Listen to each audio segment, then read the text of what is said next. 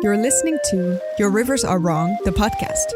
My name is Merle. I'm here with my good friend Dante, and we're here to build worlds and tell their stories. So sit back, relax, and enjoy.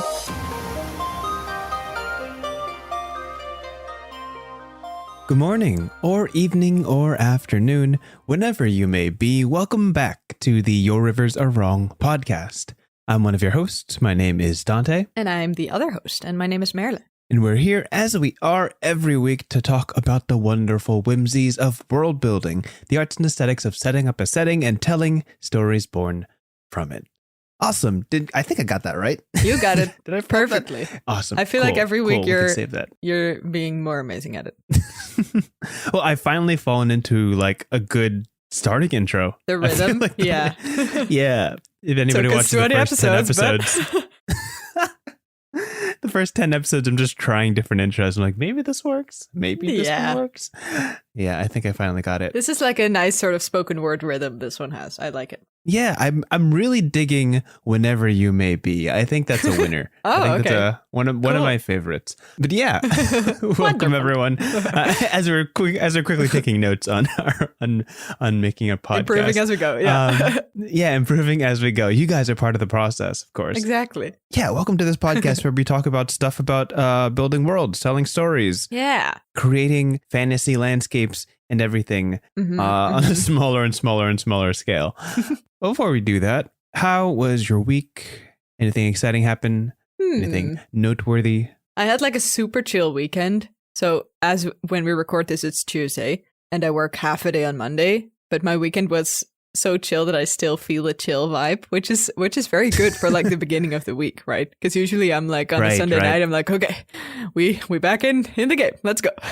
But I did like some reorganizing and I bought like super nice shelves because I have too many plants and it's an issue, and now I can finally like display them nice, and it made me very happy, which is good. So, still, how do you say that? Like picking the fruits from that good decision of my own that I did this weekend. Yeah, it's super satisfying. It is. When you add something new to your room that fits in very well. It's like a little slotted into to fix a sore spot. Yeah, very satisfying. Exactly. And it's just like you just do it for yourself, right? Like how many people are going to be in my room 24/7? No one else but me, right? So it's very satisfying to just have like your own chill space and then improve that chill space. I don't know. There's something about that just really makes it work. Yeah, of course. Yeah, I don't know. That's very good. I think my siblings and I all do that sort of thing where we buy things from Amazon for ourselves. And then like we check in with each other's rooms like months at a time, and then we notice that things have shifted or changed. Oh, right. And it's like, oh, that's new. What happened? Do you always have this like light filter system? That's interesting. Super. Exactly. Yeah, just customizing it, and that's good. Like when you have a good Monday, the rest of the week is bound to be. You know how like it's so important, right? Yeah. So I have this person at work who I always greet in the morning because they're always like working right by the elevator. And I say, good morning, happy blank, whatever day it is. And we have this kind of running joke that I'm always in a better mood the closer it is to Friday. So they're always like, oh, how are you? I'm like, oh, it's Monday. And then by Friday, it's like, oh, how are you doing? I'm like, well, it's Friday, so it can only be good, So when I start off the week with like a happy Monday, like, happy Monday. It's a good Monday. It's like it just means that it's going to be it's going to ramp up to a really good Friday. Amazing. Yeah. I love how consistent that is. Yeah. So there'll be times when I walk in and they'll be like, how are you doing? I'm like, I don't know. What day is it? I forgot. Please help me figure out my mood. They're like, oh, it's Tuesday. I'm like, only Tuesday. Rip. Yeah. Yeah. That's such a mood. Does it rub off on like the other person that works next to the elevator? I think they have consistently good days. I'm pretty sure their days are like consistently good. All right, those people like exist as well. What? Their mood isn't based on the day of the week? What do you mean? How rare. Does it work? Yeah. Wonderful. So are you having a good Tuesday, or is it still like a Tuesday? I think it's a good Tuesday. I do have a lot squared up for this week in terms of like YouTube stuff. I got a lot of like, as always, really cool ideas that I simply don't have the time to execute on. but I feel like this week is pretty well paced, that I'm keeping up with the things that I want to do. Okay. That's good. But yeah, on the back burner, finally wanted to start this after I get done with a whole lot of projects this week. I'm going to start memorizing European capitals, because I feel like we mentioned that a while back. We did, and I totally forgot about it. Ooh. I never got around to it. So there was something that I literally looked this up this morning. Okay. There's a webpage with all of the capitals of Europe. And of course, the first one alphabetically is Amsterdam for Netherlands. But there's also The Hague. How do you pronounce that? Listed underneath it. Well, that's weird because it has an capital? English name, which is The Hague, is I think The what you're Hague, meaning. okay. But in Dutch, it's very different. It's not like Amsterdam, and in Dutch, it's Amsterdam, which is basically the same. But The Hague is in Dutch Den Haag, which is very different because people can't pronounce it, I guess. So are there two capitals to the Netherlands, or is it like two separate roles? Well, that's weird. I don't think so. No, that's weird. I don't think The Hague is a capital. Why do I not know this? I'm confused now. But what the point is that The Hague is basically where the government and stuff sits. Got it. So Amsterdam is like the famous one, and then The Hague is where things get done. So that's the main difference. They're both big, but I think Amsterdam's the capital, yeah. But are they located close to each other? Not super close. Not really. The Hague is more like west. Well, I mean, everything's close here, so probably for you, you're like, that's literally next door. But I mean, it's not like you would casually go from Amsterdam to The Hague just for fun, I guess. Well, I don't know. Got it. Okay. Yeah. Okay, and one more point. I don't know if that cleared anything up. Because this is also a thing. Okay. The Netherlands and Holland are not interchangeable words, right? Am I understanding that correctly? That they mean two different things? I mean, I kind of use them interchangeably, but that's because I really hate saying the Netherlands because it has a lot of That's fair. The sounds that I don't like in my mouth. Yeah, not a very flowy. Yeah, it's word, kind of blah. That's how it feels in my face, okay. Right?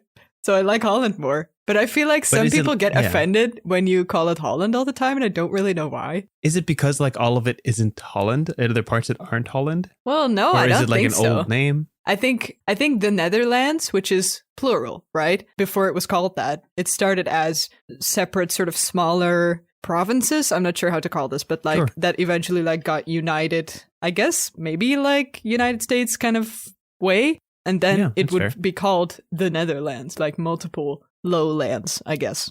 So that's where that comes from. But I'm not sure what Holland was or is from originally. Cool.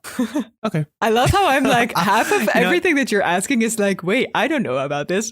Like, now that you put it that way, I have no idea how that works. You know what I mean? I'm gonna look this up afterwards. A lot of people know more about my home city than I do because, how you like live somewhere and you're not in any rush to learn about where you live. Yeah. Because literally you could literally do that tomorrow. Yeah. That makes a lot of sense. Yeah. Okay. Things to know, things to learn. Cool. I'm gonna put that on my list of research topics, I guess. But yeah, I'm at A in the alphabetical capitals of Europe. Amazing. I'll let you know when I'm at. Let me check at the bottom of this list. I'll let you know when I'm at Zagreb, which is Croatia. Oh gosh, I got no pronunciations too. I was gonna say, like, is this because these are all like the English names, right? Yes. So, gosh, am I going to have to learn the capitals in the native language? Oh, well, I mean, please don't if you hate it, because I don't think I would know those, but because that's a lot. A lot of them don't seem too hard. Not too much of a departure. Anyway, I mean, we'll worry about that later. Topic for next week. We'll update for next week. We'll work it out. Sure. That's too funny. We're here to talk about something. What are we talking about? What's our thing? It's world building. Yes, that's exactly. Yeah. Okay, we do podcasts. Yeah. Yes. Cool. All right. I believe I have a topic this week and you have a topic this week and I'm going first. Is that correct? Yeah, I think so. Awesome. Cool. So this is a topic that I've wanted to do for a while just because it's near and dear to my heart. One of my favorite tropes in most fantasy stories. And before I start with this, I do want to shout out the big credit for like my learnings on this topic. Red from OSP is a fantastic source of just learning about tropes that prevail in all sorts of media. They're on YouTube and they have a fantastic video on this topic. I got a lot of my main bullet points for this from their video, but I love this trope. They love this trope, and I'm really excited to talk about it. So we've talked about in previous episodes protagonists. We've talked about lancers, which are usually like the second in command. Yeah. And today I wanted to focus on another member of the quintessential adventuring party, and that is the muscle. I want to talk about the big guy. I want to talk about the powerhouse, the brawn of the 5-man party, 3-man party, the one the most imposing one. The one usually. and only. Yeah, exactly.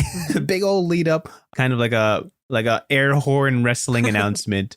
Basically. The muscle is almost unilaterally my favorite member of every adventuring party for a lot of reasons. But let's get into like the details of this. I'm going to bounce this to you real quick. Is there any character that immediately comes to mind when I talk about the muscle of the group, when I talk about the powerhouse? The muscle? Well, I have to instantly think about Grog from Vox Machina. Oh, perfect. Yeah, exactly. Because it's like, that's literally what he is. His surname's 7, called like 8 Strong tall. Jaw. So, I mean, there's that for you. Funny story with that. I think he declared his family name later. Oh, okay. Oh, no. Or was it early? But he also named Travis Willingham, the person that plays Grog Strongjaw. He named his father Stonejaw. Oh, yeah. That's so right. Canonically, his name is Stonejaw Strongjaw. Yeah. Which is perfectly on brand. Absolutely ridiculous. For muscle of the group. Other examples that I have are let's just start with Knuckles from Sonic the Hedgehog, Cyborg in Teen Titans. Let's see what else is there. Luisa in Encanto, recent movie. Oh yeah, the one people rely on for the muscle. Throwback, Toru in Jackie Chan Adventures. The sumo guy. Oh, I don't know that one. But if you say the sumo guy, I guess that's a throwback. Yeah. Shout out to Jackie Chan Adventures, one of the best cartoons of the 2000s, and Toph in Avatar. Oh yeah, of which course. is unilaterally my favorite character ever. Top 1%. Oh, yeah, solid. Okay, literally above everyone else. Toph is my favorite character. I've got like amazing 2 Metal Bending Academy T-shirts in my wardrobe. Let's go, Dante. I'm looking around my room. I have a signed picture of the voice actress Jessie Flower. Oh, over fun! in the corner. Did you like meet her? Oh, nice. Yeah. It was like a birthday, Christmas present. Aw, so good. Yeah, huge fan. Anyway, so what? Let's talk about this. Let's iron this out. It's pretty obvious, but there's a lot of nuance to this. What makes up the muscle of the group? Why are they called the powerhouse? So right off the top, obvious things are they're usually big. They're usually tall, imposing. They have a silhouette almost always where they're at a certain height, at a certain stature, next to everybody in the group that quickly details their role. It's very rare that the smart guy or the party mage is the tallest, you know? They're the heaviest hitter. So the muscle it can be the main character of the party. It can be the protagonist, but it isn't usually. And I say heaviest hitter because they're known for their strength. They're known for their power, their might. It's their main deal heavy gist, blows. right? Yeah, exactly. And there was a really important point brought up by Red from OSP that they're not always stronger than the main character. They're not always truly the most powerful because, you know, the main character has to be very, very strong to be the main character. But they are consistently and reliably strong. So that's to say that the protagonist may have phases they go through. They're not always the strongest. They may have to power up. They might have to get into a certain mindset, or they have like a weakness or a caveat that limits their strength. The powerhouse or the muscle of the group is consistently strong. It's almost their identity, you know. The muscle of the group is the tank, the one that takes hits. Their job is to absorb attacks that come from the people around them. Their job is to be a protector, a bastion of safety. And one of my favorite things about them, also what I'm going to kind of wrap up this little identity we've made for them. They're simple and they're cool because they do this thing really well. Yeah, that makes a lot of sense.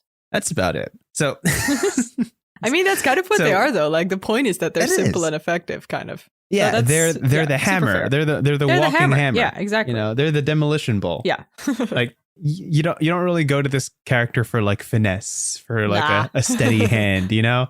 Very true. Yeah, and I wanted to kind of bounce this to you. I don't know. Put your thoughts on this. Why do you feel like this character is so common? Why is this so prevalent in like a whole lot of different storylines? You know, why is the muscle an important important piece of the puzzle in terms of like telling a story? Like I obviously have my bullet points and all that. I mean, that that's I'm gonna go through actually eventually, a good but like question. I'll just think out loud. Like, yeah, sure. The thing that is to me sort of relevant to a muscle character is that they're either angry a lot, so they're like physically violent, or they're the sort of part of the group that's like about intimidation. So it gives them a certain stature or it allows the party to do things because they have a big burly dude or, character in their group, which is maybe a thing. Yeah, totally. That's logical. But then I also feel like the things that I love most about the characters the characters that I recognize that you just listed are not those things. Like, I love that they're strong and stuff, but that's not why I love them. So that's interesting. But maybe that also says a lot about how well these characters are written, because they have a lot of facets to them, right? Yeah. So there's actually there's a little bit of a branch that happens there, because their physical capabilities are what serves as their identity or role in the party. But in terms of personality, in terms of how they interact with everybody, that can be flexible. So there are like the intimidating, like punk from the alleyways, muscle people who like use their stature, use their glares and their mean mugs to just kind of muscle their way through things, to kind of throw their weight around and get places. But there's also the gentle giants, the people who are very soft and very kind. And when they're not throwing buildings, they're, picking flowers and enjoying bedtime stories. One of the big things about the big guys, or the muscle of the group, is that they empower the party. They allow things to be possible simply by being present. Yeah. So they use their might to kind of allow entry into places, to be able to be an imposing threat towards their enemies, to like have sway and presence that changes what the party is capable of doing just because they're there. To the point that this is also a pretty big deal, that when they're absent, it's notable. It's noticeable. Things are suddenly a lot harder. The muscle that they have been relying on for very long is out of the picture, and things are difficult. And often the grand return of the muscle is what turns the tides in any sort of conflict or any sort of situation. Yeah. So I think what I'm trying to get at is that one of the big things about the muscle of the party is presence. It's to simply be there is a statement in itself. It's so overt, I think that's one of my favorite things. It's just like, here they are. It's a big deal that they're here. This is it's their always jam. going to be a big deal that they're here. Yeah. And whenever they get to like do their thing, like as Grog does when he rages. Yeah. It's a show. It's a party, Yeah. I also like how these characters often have like this no nonsense impatience to them, which I think is very, in terms of a storytelling device, also very usable, but also super fun, because then you can, on the one hand, like characterize this character instantly by just them lashing out or being impatient and be like, fuck this, let's go. Let's just do this, right? But also there's immediate action in your scene or in your story, which is, then characters have to deal with that and things get moving, which is a useful thing. If your other characters don't have this type of mentality, it's a nice way to play that off and get some momentum going in your story, I guess. Yeah. And what makes muscle so fun to have around is that if you recognize them as the strongest person in the group, then you have to wrestle with the question, why aren't they the main character? What are they lacking that makes them fall into this slot in the party and not the leader role? Right. Like the muscle and the leader role don't always overlap, and they don't usually overlap. So muscle usually has a glaring weakness, like something that prevents them from being the main character. And that could be that they're, sometimes not very smart. Sometimes they're not word savvy. They don't have like the skills to deal. They have no finesse. So they can't handle social situations gracefully or properly or peacefully. Like that's not their strong suit. Or they're not strategically minded. Like they don't have a grand scope of the situation. They're not the tactician. Yeah, they don't see the big picture. Yeah, right. Which ultimately in every story, that's what it comes down to, the big picture. I think what makes, and as I continue to touch on these bullet points, a lot of this has already been, if you haven't watched a video on Powerhouse by Red from OSB, this is basically what they go through. So as we kind of continue to define the identity of this character, we start to recognize how writers use them in storytelling, like what's their role. So when they are sanctioned to being side characters, oftentimes powerhouses are told to hold off minions or hold off a large, powerful force while the main character advances plot. You know, you need somebody to be left behind, someone who can handle themselves, root themselves to the ground, right, and buy time for the plot to progress. They're often the shield for the party. So they take a lot of hits. They often become the martyr in situations. They take a brunt of the blows that the rest of the party can't take because they are so reliable and so strong. You know, that's something that often falls on their shoulders. And on that point specifically, and this is kind of one of the biggest, not only tropes of the muscle, but also like a crutch that a lot of writers use. The muscle is often used as a power gauge to compare to the opposing threat. So to visualize that, if the muscle is getting hurt by the bad guy, you know the bad guy is very strong. Right. That's interesting. I didn't think about that. But that's, yeah, I feel like that's a lot. That's happening a lot in stories where a muscly or, you know, powerful person. Yeah, I think the major visual, exactly. Like one of the most common visuals for the muscle is to be thrown through a wall, you know, and there's like cracks and crevices in the stonework. And then you look towards the villains like, oh, this is a big deal, you know? Yeah. Like they're the one that usually takes that hit to kind of. Yeah, no, exactly. And it's also has to do about then confidence, I guess, because I didn't think about this before, but a lot of times the muscle character has a lot of confidence or is just, you know, kind of reckless in a way. I mean, literally in D&D, the barbarian character has a feature that is like being reckless and then you are extra powerful in your attacks. But very often the person that has the most physical capability is confident in their ability because they are so good at it, right? So if they get hurt in their confidence or if they're, you know, beat by someone stronger, and then if your muscle character gets serious and is like, well, I don't know if I can handle this, then, you know, shit's going down. Yeah. Pumps up the drama just another dial. Yeah, you know? for sure. Yeah, I love that. In those situations, if the writer, like, you know, treasures and values the muscle, that'll be like a point of growth, you know? That'll be like, oh, well, dang, I can't rely on my muscle against this guy. So what can I do? Yeah. Like it's a moment of discovery. It becomes instantly more interesting because the whole sort of, well, if it's an action related thing, right? Yeah. The battle itself becomes a whole different thing now because you can't rely on the shield and you can't rely on, you know, one person taking the blows or stuff like that. Exactly. Have you watched Encanto yet? Encanto? Yes, I have. From Disney? Yeah. So obviously watching that, Luisa is like my favorite character. Of course, yeah, naturally. because as I'm painting I continue to paint this, the Powerhouse is consistently like my favorite character. Do you kind of recognize? Why is that though? Not really. I'm super curious. Is it like the simplicity in it, or because I feel like you talked about that before with characters that you like simplicity in like character arcs and stuff. I think as someone who's read a lot of anime, I'm not a big fan of like angst.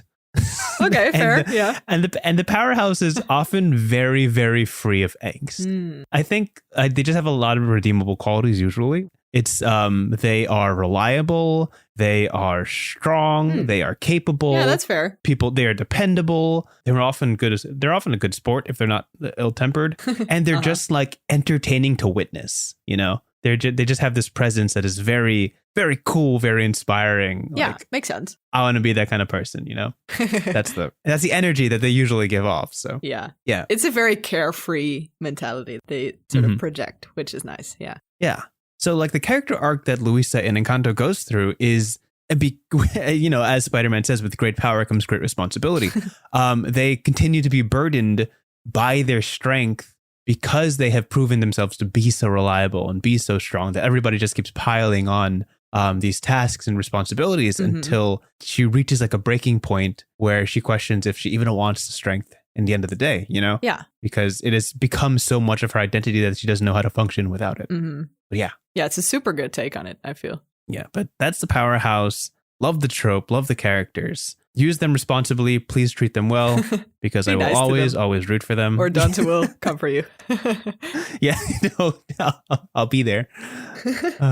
I don't really have much else to say on that. I feel like it's a pretty straightforward topic. Yeah, it is. But it's nice to like recognize. Yeah. Like, I have to say, honestly, a lot of times I don't find them the most interesting character, but it's nice to hear from someone who is just really like, let's go. I love these fuckers. Because if you're explaining it, then I'm like, yeah, they kind of are super amazing and fun to play around with. So that's good. I think they're just consistently easy to root for. I guess so. Yeah, that makes a lot of sense now that I think about that. Yeah. Yeah, and they're usually not the traitor because they're not smart enough to be the traitor. I mean, honestly, it makes things a lot simpler if you just have characters that are honest and strong, and that's kind of their personality.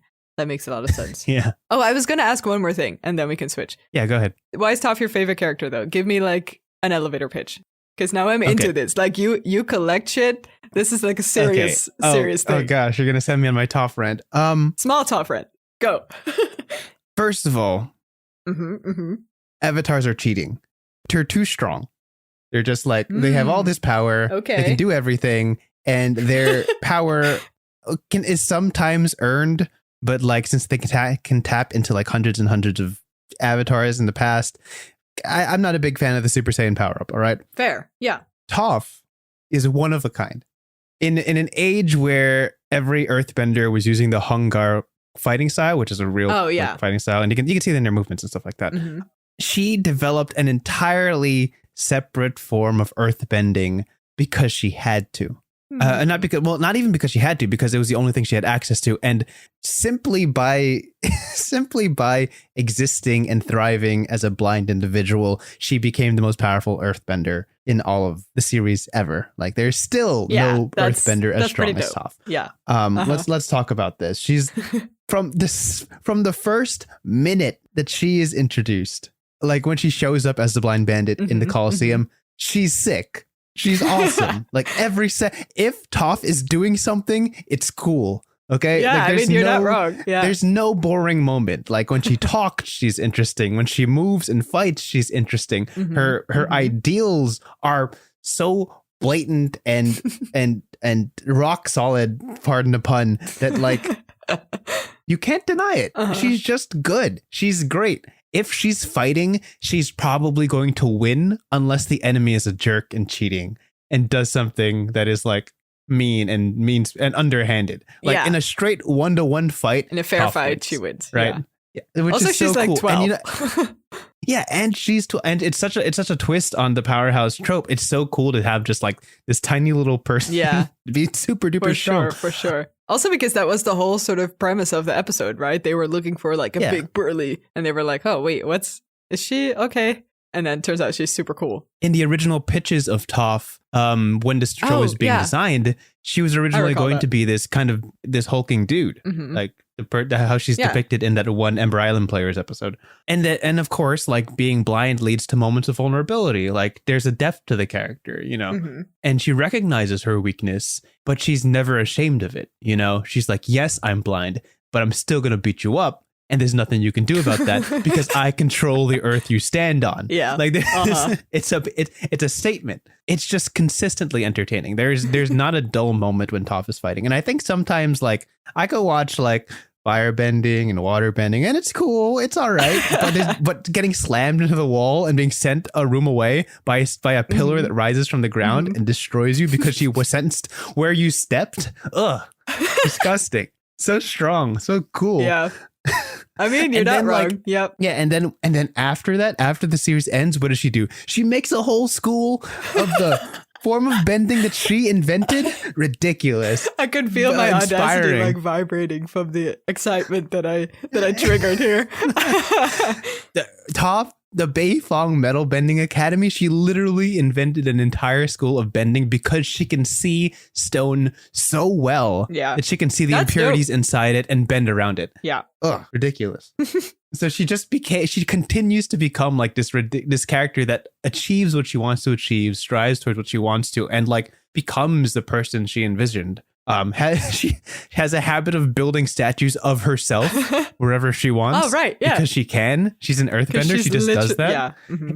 takes no time at all. Mm-hmm. And she didn't live a perfect life. You know, she had 2 kids, 2 separate fathers, decided to live alone in the swamp because that's where she felt she was happiest. Like chasing your happiness. That's fine. Not a perfect person. Don't mind that. That's character growth. And she lives in the swamp and is just quietly the most powerful person on the planet. You know? Yeah. No big deal. That's pretty dope, honestly, that's the end. Or I mean, the end of her, it sounds very gloomy, but I mean that she ends up there, even though she's accomplished so much shit and she's just chilling in a swamp. I love that. Yeah. Like you can talk about character growth all you want. You can talk about how these characters become like amazing people over the course of time. Yes. But they have to go through angst and they have to be annoying all the way through. Toph is always cool. Always cool. And that's my Toph rant. Amazing. Toph is cool. From day 1 to day 100, always cool. Yes. Unerringly cool. Wow, amazing. I'm so happy I tapped into that. I feel enlightened.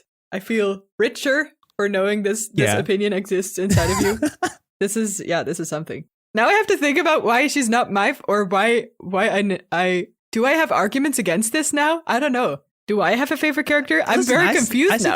I need to think. I always thought that Zuko was your favorite. I just kind of assumed that Zuko was your favorite. Really? Well, I mean, you talk about Zuko like every 3 episodes. I mean, Zuko has an interesting arc, but I don't think he's my favorite person in the series. That's fair. All right. But I don't know who is. Either Azula or Katara, probably. Which is... Azula's sick. Yeah, Azula's sick. I will give that. She kind of gets the bad ending, but she is. Yeah, really, but I like gloomy endings. I'm all for a bit of angst, talking about angst, by the way. That's fair. A little bit of tragedy. Yeah. I like tragedy. So, I mean, we can talk about your topic, or we can just talk about this for the rest of the episode. It honestly doesn't matter. This is our podcast. That's true. We can literally do what we want. The title can be The Muscle and also the rest of Avatar. We think is the coolest character in Avatar. I'm not against that. Okay, well, sure, let's do that. I'll just save mine for the next time. Unreal. Okay. I feel like whenever you start with Zuko is my favorite character, I feel like a lot of people have that in their first watch through. Am I mistaken? Because he has like this sort of redemption thing and he's like the cool edgy guy and he has like family issues. Yeah. And he can fireband, right? Famously the best arc in cartoon history. Kind of, yeah. But then I feel like as you keep watching, you realize that all the other characters are also very amazing, but they're not as much on the foreground. Sure. Even though they're still like literally tough, right? She didn't have a Zuko outing in the last episode. She didn't. Right? Never did. Even though she's super cool. Famously never did. Yeah. I hope that all of our listeners have watched Avatar and stuff because we're like such nerds about this. Yeah. But I mean, we went this far now, you know, like it doesn't matter at this point. I bet there's more episodes where we've talked about Avatar than when we haven't. So if they don't know that we're already at this point, fans, you should kind of, it's kind of that token. It's that little token that we pull every episode where it's like, should we use the Avatar it's like the card? Joker card, yeah. Are we going to use it? Yeah, for sure. Are we going to use the Avatar card today? You know why I love Azula as well? Because she's super good at her shit, but she's so evil. And I'm very intrigued by this combination. Like, she's so perfect in the thing that she does, and she can lightning bend and has fucking blue fire. What the hell? Who has blue fire? That's wild. But then crazy. She's also like completely incapable of a normal life. I don't know. That sort of juxtaposition is so fascinating to me. And it's like this sort of dark eeriness to that is so cursed and beautiful and amazing to watch. There is always something so interesting about a character so dialed in one direction and no other direction, you know? Yeah. Like just watching their life pan out. Like Azula is just like all talent, so skilled, so smart. Yeah. But like totally lacking in like any social situation. Yeah, for sure. For sure. Absolutely bereft. Yeah, that's very true. Actually, if people want to watch more about this, I saw a very good video essay of like an hour, I think, by amazing. Yeah. What's their name again? Oh, Hello Future Me, I think. It's the New Zealand guy. Yeah. He makes all kinds of Avatar like related video essays and it's very fun to watch. And this one was about Azula's mental problems and he ranted for like I forgot the clue because it's been a while, but it was so interesting. And I was like, wow, I watched an hour of like Azula analysis and it was great. And I want to watch more of it now. So yeah, definitely check that out if you're into it. I can't understate how well planned out the original Avatar series was. Ooh. Like from the first episode to the last. they clearly had a roadmap and they stuck to it to a T, and it worked perfectly. It was like so A good. lot of studios don't know how to do that. So Yeah, or they're not allowed to. Like we saw it in the Korra one, right? Where the only the first season was assumed to be there, and then that was a perfect arc, and then they were like, haha, make more episodes. And they were like, what video? That's not okay. And then it just became a random thing, which was still great, but it wasn't like as consistent as the other one, right? Yeah, a relic of TV is being able to trust that you have 40 episodes to work with, you know? Yeah, for sure. I remember it's actually funny because in here it was like randomly played and the episodes weren't like in order and you couldn't always like catch every one of them. So I never got like the full story before I sat down and like continuously started watching. And I was like, wait, this is actually so good. Holy shit. I feel like that's also just sort of the curse of episodes and not like a movie where you're forced to watch it in order. Right. Which I guess says a lot about the series as well, that I still loved it, even though I literally couldn't follow the plot because it didn't work like that. Yeah. I mean, the first season of Avatar, the first like 8-9 episodes, you could probably watch in any order and kind of understand what's going on. Yeah. It's only like very much later where they started getting deep into the plot. Yeah. You know? For sure. I mean, they kind of work on their own as well, but then the bigger lines are a bit blurry, you know? Have you ever read the Azula comics? I think, are there more? I think I read at least one of them. This was like a Webtoons thing that I stumbled on, and then it was like an entire afternoon. I read the one where they were looking for her mother and stuff. Yeah, did you finish that one? Like the conclusion I think to that so, arc? but I kind of forgot about it. It's like vaguely in my mind. But that's kind of the it's kind of the redemption, right, for her? That one, or partly? Redemption is a word. Redemption-ish, sort of, maybe something doesn't like she? that? I think at the end of that arc, she accepts recall. that she's evil, right? Doesn't she just like embrace the fact that she is a generally evil person? I mean, maybe. Will never agree with Zuko? I wish I could recall. Honestly, like the comics were never like the biggest vibe for me because I really love like the animated parts. So the comics always felt a bit like, it feels like a different thing now, even though it's still the same creators and stuff. So that's why I never really, I don't think I like reread those as well. Like they felt more casual to me. So yeah. That's fair. Even though they're canon, but there's actually a lot of them. There's like I think so. Between Aang series and Korra series, there's like 15 to 20 different comics. Yeah, that's pretty that wild. are all canon. Mm-hmm. I love it. Yeah. And what do you call it? Guess what came out early this year? Toph's Metal Bending Academy. The comic. Did you already read it? Of course. The first week it came out. As I was like, of course, asking the question, I was like, no, this is I'm amazed irrelevant. that this hasn't come up in conversation. I have been the biggest Toph stan for like the last half decade. Well, bring it up in conversation. It's what we're literally doing right now. Like, is it good? Is it cool? Did you like it? Yeah, I enjoyed it. She has like 3 because as you read, you kind of watch Toph become more of an adult. Oh, okay. As in like she starts making like business decisions. She has to like maintain her own property and like scout out talents and stuff like that. Oh, right. Yeah. And in the comics, she witnesses lava bending for the first time, which doesn't happen which we don't see until like The Legend of Korra. Yeah. So she sees it, and then she instantly clicks into the mind of like an expert and is like, ooh, that's talent. You know, she like looks in, she like really starts to gauge it, and you see her expertise coming through. It's very exciting. That's super fun. For me. It's also like super slice of life, but with Toph, which is great. Yes. Like I could never see Toph in a slice of life related like situation for some reason. Like she's always intense and like literally changing the world. So yeah, I guess that's nice. There was a chapter where they were like cleaning the beach and she got bored. So she just made 50 statues of herself. Yeah, of course she did. So I'm like, that's energy. Gorgeous. Yeah, for sure. Yeah, that makes a lot of sense. Yep. So is your favorite bending then also earthbending? Yes, pretty solidly. I just kind of like the characters that come out of it. You know, fire always is kind of always a little angsty. Fair. Airbending is always kind of tied to Aang's plotline. I mean, I guess Iroh also has angst when he like did the Ba Sing Se thing. Yeah, I love Iroh as a person. Iroh's such a good person. Yeah, but if he wasn't a firebender, he'd probably be an earthbender. I think so. Would he? I feel like he's super gentle though. Like I would see him more as a waterbender. Or airbender even. He feels like a monk to me. That's fair. So yeah, like fire is always tied up in this like inner turmoil. Yeah. The airbenders are almost always tied to Aang. So, you know, if you gotta like Aang's family to like the airbenders. True. Which I do, but it's not always a thing for me.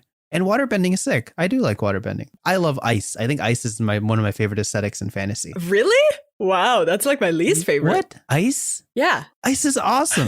What do you mean it's your least favorite? How dare you? Walk me through that. Walk me through that. I mean, walk me through that. I have to say, like, I really don't enjoy like snowy landscapes at all. Like, there's this one Interesting. Wii As game someone that who I lives had, in a like the Go famously Vacation. northern country. I like don't educate me on snow, Dante.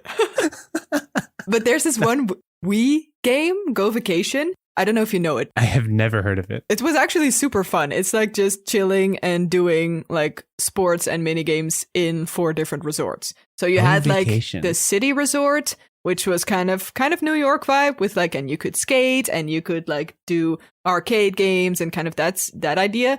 Then you had, let me think, you had the marine resort, which was like tropical island, jet skiing, surfing, that kind of stuff, right? I'm seeing there's a ski screenshot. Oh, is that what you're that's talking what about? I'm getting at. Like the third resort is the mountain resort, so you can horseback ride. Is that a noun? Like Sure. you can ride the back. Yeah. You can do horseback riding. horseback riding. There we go. Horse ride back. And then the last resort is the snow resort. Mm-hmm. And I never went to the snow resort because I don't like snow. I mean, snow is fun like when snow. it's like the actual weather, but then I'm very happy when it is gone again after like 3 days. So you're like more of a summer person. I mean, no, because I hate sweating. I'm more of like the in-between Spring and seasons fall? person. Yeah. Okay. I can't be a spring or fall person because my allergies are garbage. Oh, shit. So I have to choose between the two. That makes sense, though. But I feel like snow is just so endless. And like all the sort of vegetation is kind of hidden. And I like nature. And Okay. I don't know. It feels just like a sort of desert, but not even warm. I see that. Yeah, I don't know what that is, but it literally never appeals to me ever. So, I mean, I love water and I love that you can like solidify stuff. That's like a cool mechanic, right? But I don't really care at all for the ice itself. Like, I never loved the sort of North and South Pole locations that much because I was like, yeah, it's cool and I like waterbending, I guess. But I mean, I don't really need all this ice.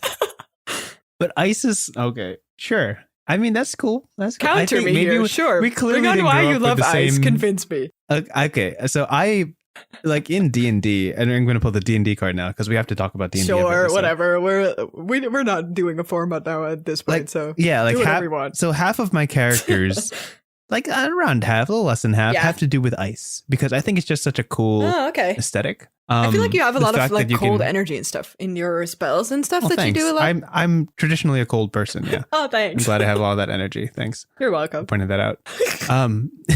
Sorry, well, keep yeah, going. the character I'm currently playing has ice magic. Oh yeah, So, fair.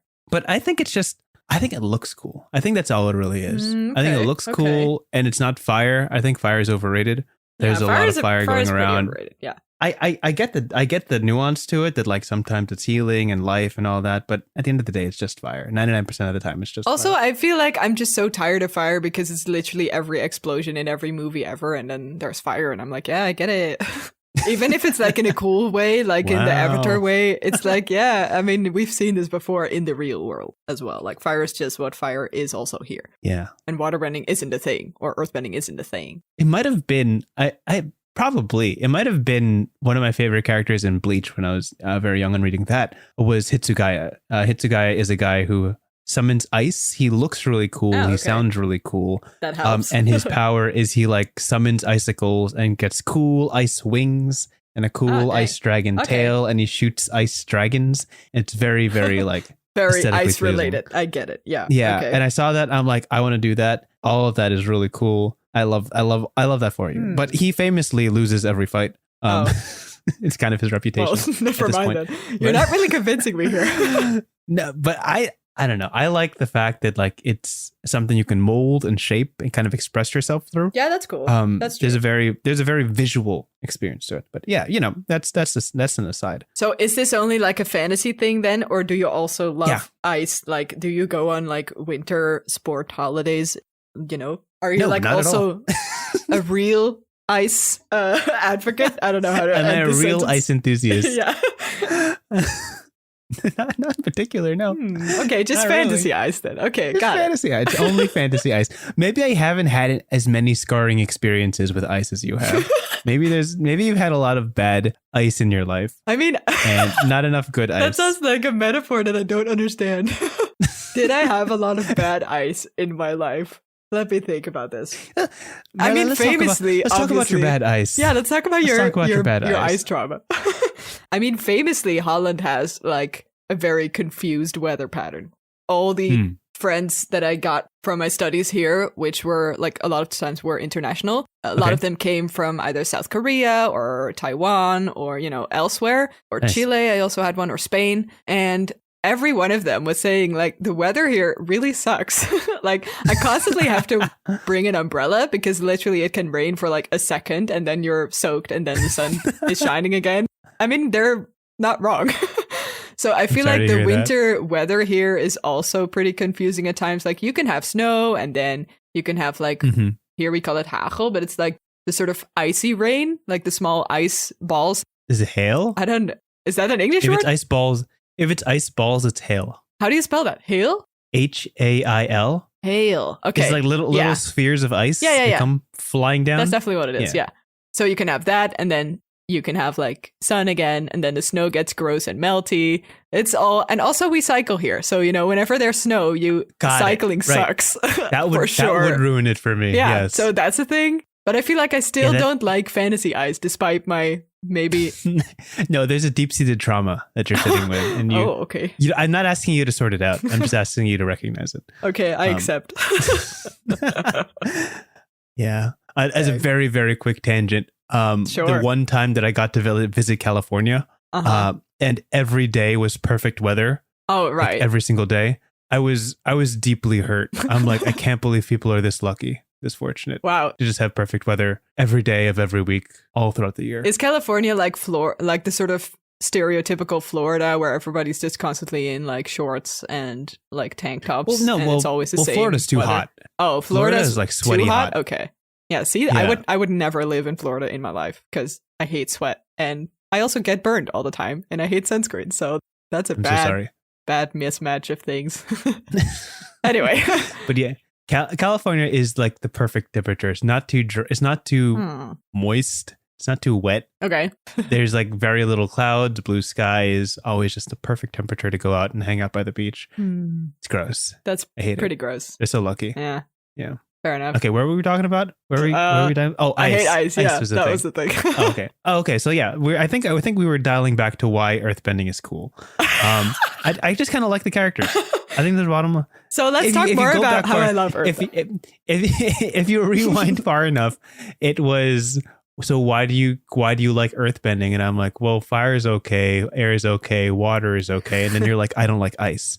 And I'm like, oh okay, yeah, well, fair. Let's talk about that. Yeah, that makes sense. But yeah, I like Boomy's cool, Toph is cool, Bolin is cool. Both of the Toph sisters are cool. Both of the who? The Beifong sisters, they're both cool. Oh yeah, they are both cool. What I will say about why earthbending is very nice is that it has a lot of different varieties. Part of that we should attribute to Toph, obviously existing. Mm-hmm. Yeah, it was famously one style before she got to it. Yeah, so she's like doing sand bending and she's doing metal bending, and now there's this lava bending going around. Also, I love sand bending in general as an aesthetic, and I wish there was like an entire series about it. But that aside, I think airbending is probably my least favorite because I feel like it doesn't have a lot of variety in it. I know that my brother will like disagree with me because he's like, but it's Get him so on the podcast. strong. Let him. I should do He's got to talk about why he likes air more than everything. Defend yourself. Yeah, first time he's on the podcast, we'll be like, hey. I think we talked about this once, and then he was like, what are you talking about? It's so powerful. You can literally sweep someone off a building. And I was like, yeah, I guess so. But you don't even see it. I don't know where the argument ended. You can feel cool, but you don't look cool. Ooh, burn. And that's what matters. That's what matters. Fair enough. Yeah, that's very true. God. Okay. Good talk, I guess. Was that where we were going? I feel like, wow, this turned into something else. But yes. Yeah. Do you want to summarize this topic? How would you describe what we just talked about for 20 minutes? Oh, the ups and downs. What's the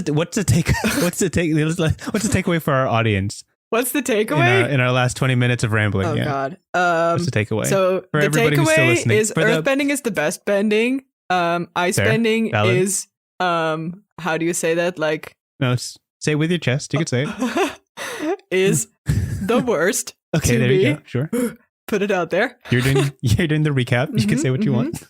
Toph is the coolest character. Toph is single-handedly responsible for making earthbending the coolest bending. Yes. What else did I miss? Azula is cool because she's tortured. Azula is cool. Not because she's tortured. Well, not because she's tortured. I mean, mentally tortured. I mean, do you like her because of her angst? I want to say no, but I know it's a yes. You could be honest. I just dig tragedy a lot. I don't know why that is. Yeah, I can't believe you just said, I love this character because she's tortured. I'm like, oh, that's a terrible reason to I love know someone. it is terrible, but I guess it's secretly true. Okay.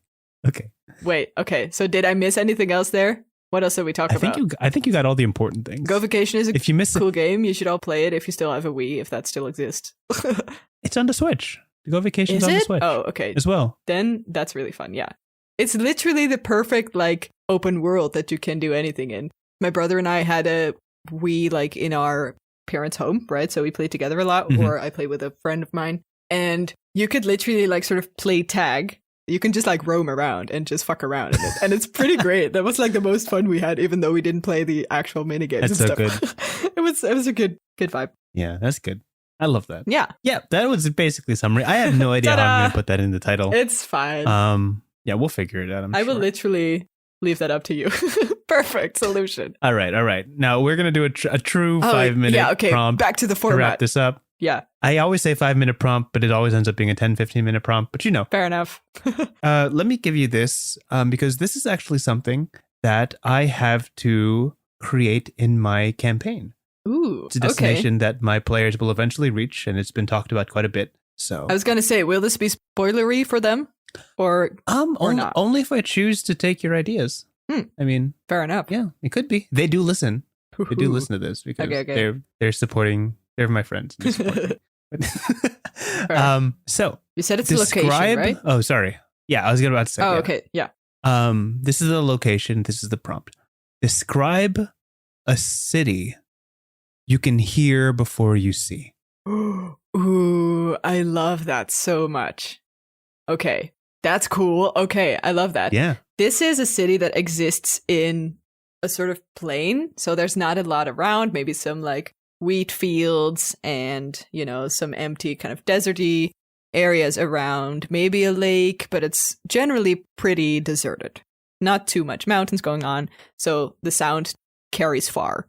If travelers are eventually ending up there, the first thing you hear is this sort of eerie. At first you think maybe it's like a choir of voices, or it's like this whole place just being haunted. Basically, it sounds like many, many voices sort of either singing or kind of screaming. Doesn't really work it out. There's like weird tonal differences as if it's not entirely human. And the closer you get, you will find, once you actually see the silhouette of the city on the horizon, that this city has many, or I should say multiple city walls, but only within the smallest wall of the center city, there's actually people living.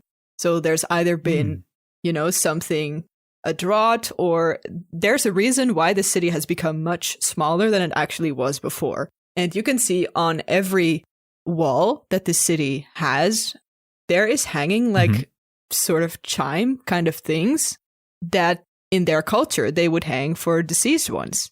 But because they've been perhaps raided, or there's been something going on, I honestly don't know or care what that would be, but their numbers have been like, how do you say that? Like deceased have been dwindled. Yeah, there you go. For some reason, perhaps the people don't even want to talk about it, or they're forced not to talk about it, right? There's this very tense situation, but as travelers that just enter this city, you're not really sure what's going on. But what you do know is that all of these walls, on every, corner of a house, in every sort of church tower, there's all these chimes that are constantly sort of making this weird sound that you heard as you were traversing the plains. And or you get to know at some point that every chime stands for a person that once lived here or in the city or close by that, passed away. It's brutal. Yeah, it's super brutal. And at first you're like, okay, that's kind of weird. But it also feels like the people try to remember something, or consciously, they have to like live with this sound constantly, right? Yeah. And they want to, as you talk to them, or as you, get embedded a bit in the city's culture, you realize that they purposefully hung it, and that they if you by accident disturb it or if you take one off, they will, it's like a crime. You really can't do that. Oof. So there's something going on here, but they very decidedly want to live with this sound because it either says something or is a message or is the one way that they can communicate what happened here, perhaps, because anything else that you ask is not being answered. Yeah, and there you go. Spooky. And that's maybe where also stories come from of, these planes being haunted or something happened here. And now you just hear, the spirits that got away. And, if you actually come closer, you realize it's just chimes. But, I mean, a similar thing could be true. But no one really knows. And it's very eerie crazy. and interesting. Yeah, that's a mind bender. How about that? Like the last thing I'd want to do if somebody close to me died is hang up a chime that rings to constantly remind me that they've passed. Yeah. I feel like that's just a terrible state of mourning, It is. It's a sort of permanent state of mourning almost. And perhaps it's also very new, which is why there's so much of them. Like, why is there so much chimes and so little people there, right? It can't be just like a random... It's not... Yeah, they didn't all like die of old age. That's not how that should work, right? Yeah. Yeah. Something's afoot. Something's afoot. Exactly. Something is wrong. Yeah, exactly. Yeah. Also, I have to say, I love the aesthetic of a deserted city with like eerie sounds. That's very much up my alley. So this is perfect. Yeah. Perfect prompt. Yeah. Thank you. There's a very good chance I won't use your story. Fair because enough. It would make one of my players very sad. Oh, So why is that? Did they have like past trauma? It's their hometown. Oh, okay. Yeah, it's their hometown. Maybe don't do it. And it was perfectly fine when they left. Do they know anything else about it? Or like, what's the premise for this one? Just that it's hearable or It's audible, I no, should it's say? it's a city on top of a mountain, and Mhm. because they have been blessed by an air goddess, Oh, so to okay. speak, they've purposely built their buildings to have holes in it that when the wind passes through, it sings songs. Oh, I like that. That's pretty cool. Yeah, I think he came up with Wow. it. Nice. So Pretty nice. Yeah. Kudos. Yeah. Kudos to them. yeah, and with that, perfect 10 out of 10 conclusion to our podcast. Yes. Definitely one of the most structured Perfectly topics we've covered. organized this whole hour long. Yeah. It really conversation. speaks to our experience as podcasters. Yeah, we're really getting good at this. Yeah. Uh-huh. Yeah, you could see our development, kind of the steps we've taken along the way. Yeah. I love how this podcast started with like, I finally figured out the perfect intro, and then everything else was like Exactly. the least perfect. And you this could is the possibly perfect imagine. outro. Yeah. This is the perfect outro. Bridge. It's a bridge. Yeah. Gosh, if you're still listening to us, I'm sorry. blessings to you. Yeah. Blessings upon you for listening this far. We can cover, if you have ideas for what we really should talk about, send it to us at our email address, yourriversarewrong@gmail.com. Yes. We'd love to hear what you guys want us to talk about, because we'd love to hear what you guys want to talk about too. Mhm. Hopefully, some way, somehow, what we've talked about this podcast has inspired you to world build and storytell and create these fantasy settings of your own. And as you do, always remember, your rivers are wrong. Yep. They're still wrong. They're Famously still wrong. Famously wrong. At this point, they Yeah. probably are pretty famous. Yeah. Yeah. Have a good one. Thank you so much for listening to this episode of Your Rivers Are Wrong. If you have any questions, comments, or ideas for future episodes that you'd like to hear us cover, feel free to contact us at yourriversarewrong@gmail.com. Our intro and outro music is written by Maarten Schellekens. Thanks for that. And again, thank you so much for listening. We hope to see you at the next one.